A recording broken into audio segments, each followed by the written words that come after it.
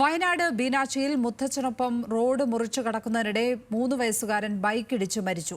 നായ്ക്കട്ടി മറുകര രഹീഷ് അഞ്ജന ദമ്പതികളുടെ മകൻ ധ്രുപദാണ് മരിച്ചത്.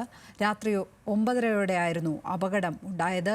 വിവരങ്ങളുമായി വയനാട് നിന്നും രതീഷ് വാസുദേവൻ ചേരുന്നു. രതീഷ്, അത്യന്തം സങ്കടകരമായ വാർത്തയാണ് എത്തുന്നത്.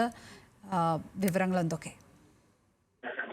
ലക്ഷ്മി, തീർച്ചയായും വലിയ ദാരുണമായ സംഭവമാണ്. ഇന്നലെ രാത്രി മുത്തച്ഛനോടൊപ്പം ബീനാച്ചിയിലെ അഞ്ജനയുടെ വീട് ബത്തേരി ബീനാച്ചിയിലാണ്. അവിടെ ഒരു ക്ഷേത്രത്തിലെ ചടങ്ങുകൾക്കൊക്കെ കുടുംബസമേതം പങ്കെടുക്കാനാണ് അഞ്ജനയും ഭർത്താവും ഒക്കെ തന്നെ അവിടെ എത്തിയത്. വൈകിട്ട് കടയിൽ പോയി സാധനം വാങ്ങാൻ പോയി തിരിച്ചു വരുന്നതിനിടയിലാണ് മോഹൻദാസ് കുട്ടിയെ എടുത്തിരിക്കുകയായിരുന്നു. റോഡ് മുറിച്ചു കിടക്കുന്നതിനിടയിലാണ് ബൈക്ക് ഇടിച്ചത്. ഇരുവരും ഈ ബൈക്ക് ഇടിച്ച് തെറിച്ചു വീണു. അപ്പൊ ഗുരുതര പരിക്കേറ്റ ധ്രുപദിനെ ആശുപത്രിയിൽ എത്തിച്ചെങ്കിലും രക്ഷിക്കാനായില്ല. എന്തായാലും വലിയ ദാരുണമായ സംഭവമാണ്.